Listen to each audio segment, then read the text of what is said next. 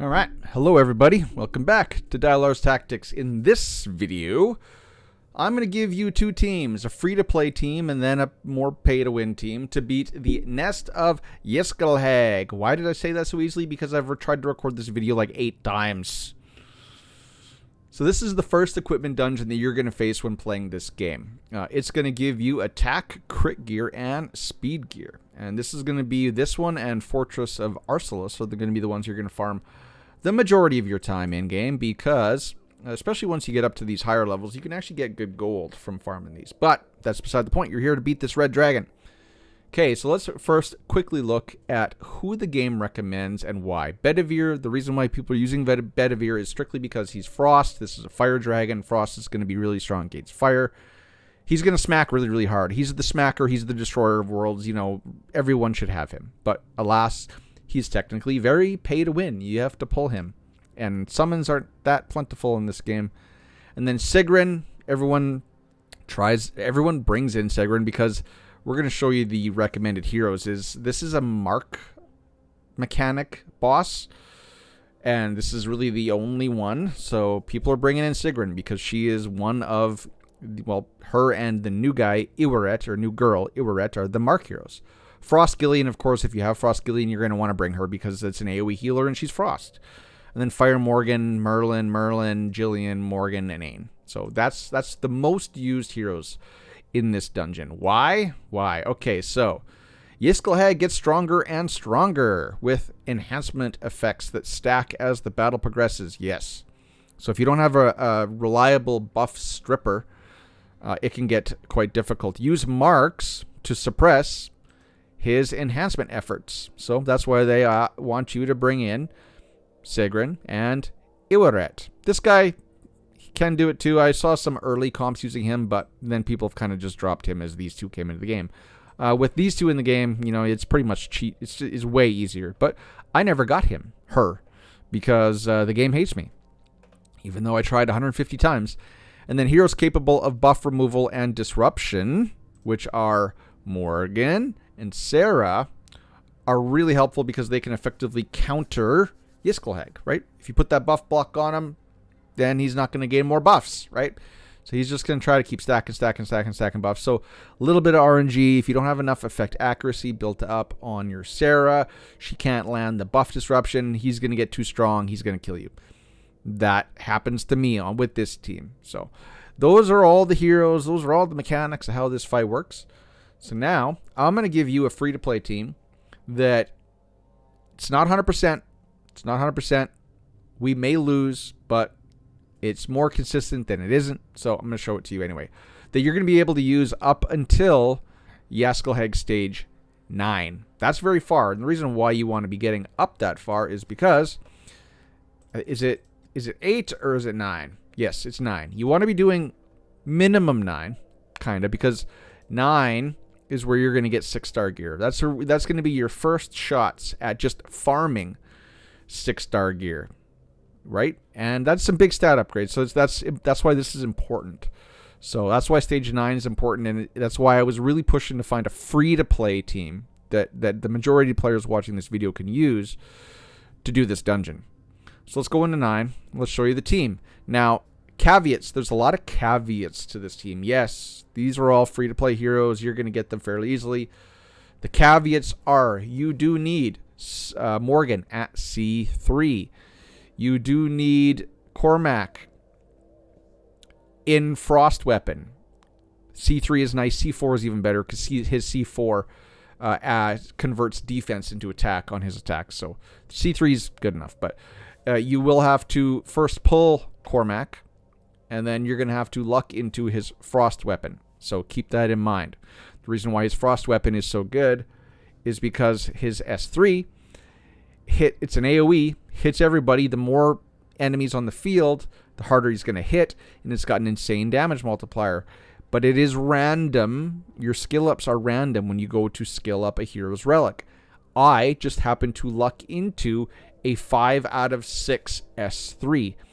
The reason why that's luck is because his S2, I do believe, is either a 5 or a 6 skill up skill. That didn't make much sense, but so I luckily had the majority of his skill ups go into his S3, which is what you're going to need. So if you can't just bring in all these heroes naked and expect to beat this, you are going to have to fine tune them a little bit.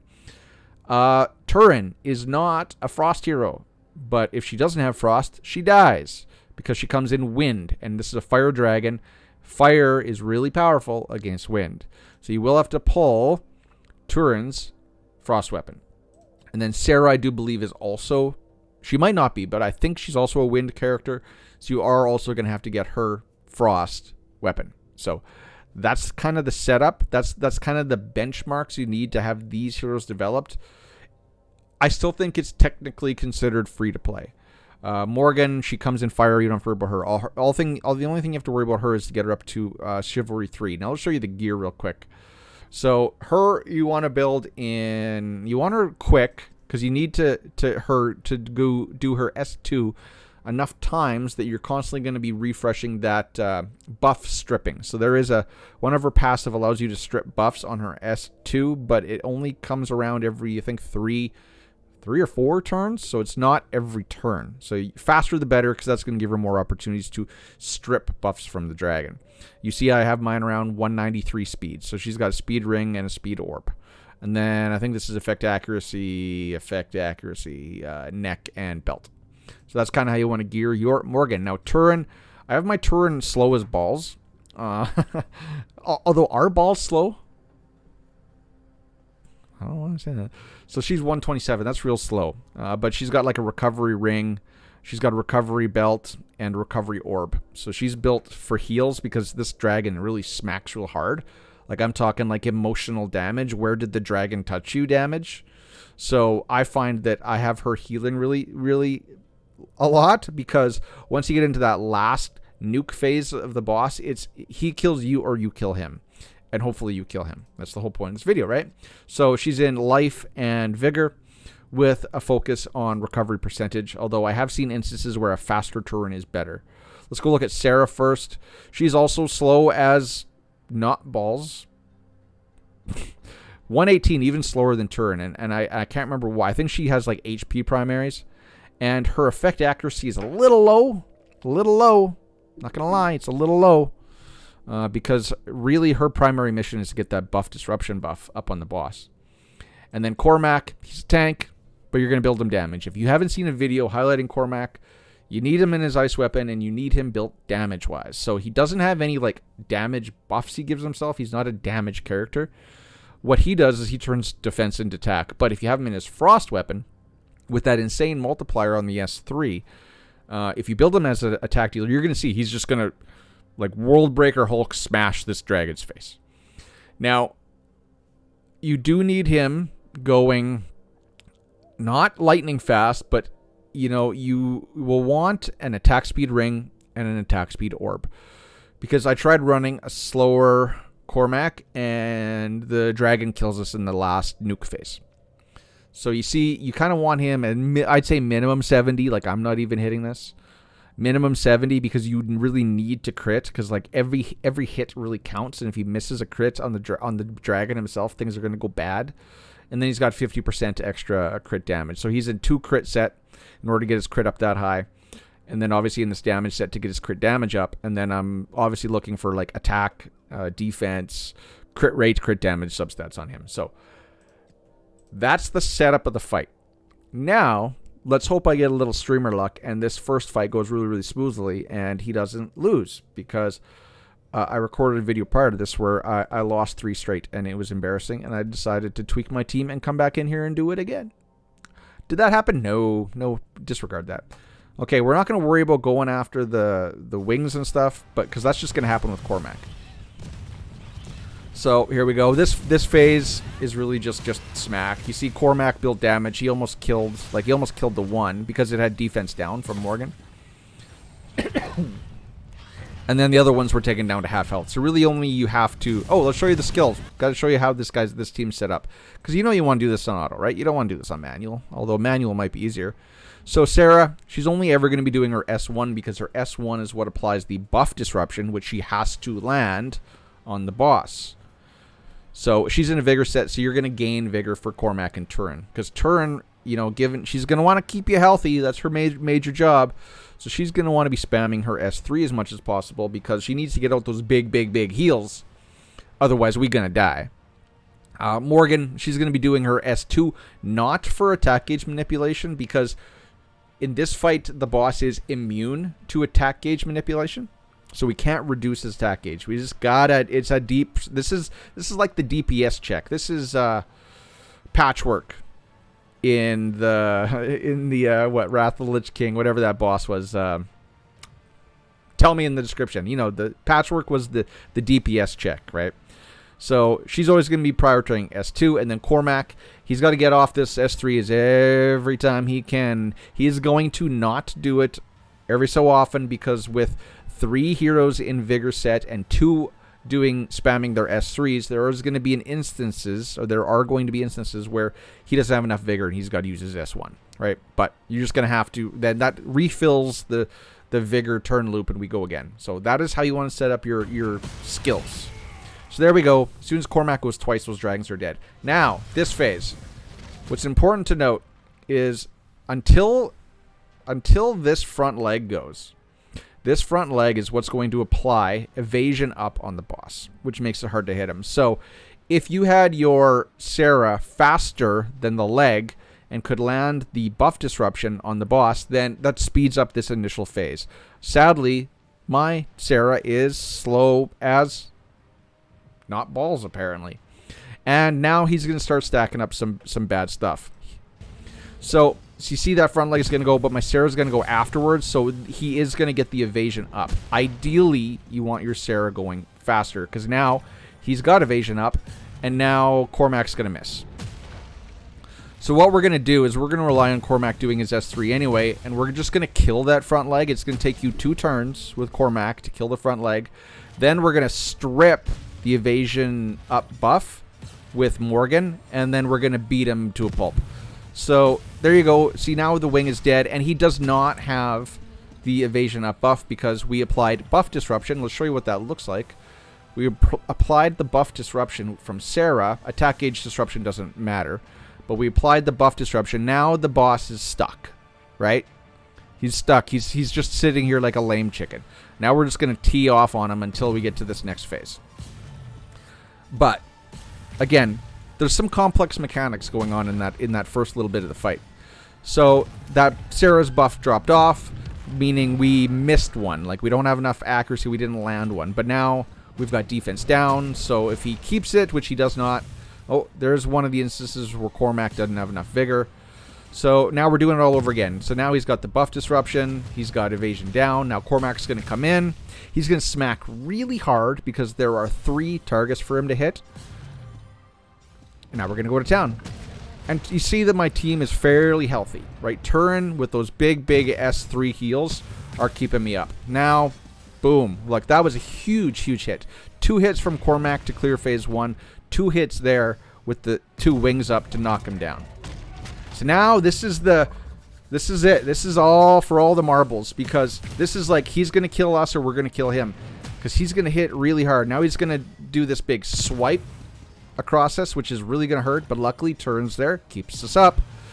And now we're just waiting for Cormac to go that one last time, and he has to go right now, and he's dead. See how easy that is? That's a hairy fight. I like that fight. There's a lot to account for in that fight, and the damage is all Cormac. Like this, he was tailor-made. Him and that Frost was tailor-made for this fight. We just made that look easy finally. But keep in mind, don't come in here with just naked tunes. You'd be like, well, Dylar said I could do it. No. At this point, your heroes are going to have decent gear, geared properly. I have a spreadsheet for that. Go check out my spreadsheet. It's linked in the description below. You're going to have to get, you got to get your characters up there in order to do that. But you don't have to pull any other Legos. You can just pull rares, and you're good to go to beat this. To beat up to stage 9, which is going to allow you to farm 6-star gear. Now let's show you my team. And you notice how we didn't use any marks? We didn't use any marks. We were just like, what mark mechanic? We don't need no marked mechanic. So we're going to keep Sarah in here because that buff disruption is too good. Now, this is a pay-to-win team. We're bringing in Bedivere, Frost. Look at my Bedivere. He's almost maxed. He's missing one awakening on his relic, and then he's maxed. So this is pay-to-win. We're saving it to the end. If you're free to play, there you go. You got your team. Thank you for coming. Word of the day is going to be fire because that's lame and easy. But Bedivere, Frost, he's the smacker of worlds. You know, the destroyer of mothers. I don't know why I said that. We're going to bring back in Morgan, but we're going to give her her pay-to-win relic. Why? Because now she's just going to strip buffs all the time. I do believe is what this relic does. Let's just see. 40%, yeah. Every time, instead of having to worry or rely on her passive on her S2, now we got her passive and we've got a 40%, only 40% though, 40% chance to just remove a buff from the target. So she's going to have multiple levels of buff stripping. And then we are going to bring in Fire Sergius. Let me just check to make sure that is correct. Yes, that is correct. That is absolutely correct. Because even though the boss is immune to attack gauge manipulation, we're still good to go. Sergius, he's all about us. He's just like, I'm just here to help my team. So even though he's fire, so that's okay. But the point is, we're gonna get enough turns to let Bedivere nuke the boss and not worry about healing, because Sarah doesn't heal a lot. So this is the nuke team. So I'm gonna throw this on auto, and let's see how it goes. And it's been fairly consistent. So let's just show you the skill order. I'm gonna show you everything. Skill order is, again, Sarah 1. We got Sergius doing his S3. That's what spams the fire, or spams the AG boost. And keep in mind, my Sergius does have his S3 maxed, so I'm getting the full 60% attack gauge meter. And then Bedivere is in just an ungodly damage set. So he's just gonna crank out the deeps, but he's gonna be focusing on that big old one hitter in that S2. Because like, watch this. So even if he hits one that doesn't have that defense down, watch how hard Bedivere smacks. Boom, boom, and now he's gonna go again, because since he's awakened 6, he's got a full strife set. So this is very end game pay to win. But here we go. We're just gonna focus on the boss. So let's see how this goes. I haven't really watched this well. So she did strip something. Don't know what she stripped. There he goes. You know, he didn't use his S2 because Sergius is over there hogging all the vigor. So now we didn't strip the evasion down though, or the evasion up though. So it's getting kind of hairy. Getting kind of hairy. Don't embarrass me on stream, guys. Okay, so now it's night. So now Morgan's going to be going over and over and over again. And look at Bedivere just took down like half of his health bar. He's just like, what phase 2? And oh, I'm sorry. I'm sorry. That wasn't fair. That wasn't even fair. Like, the dragon just had 3/4 of his health bar stripped in one Bedivere turn.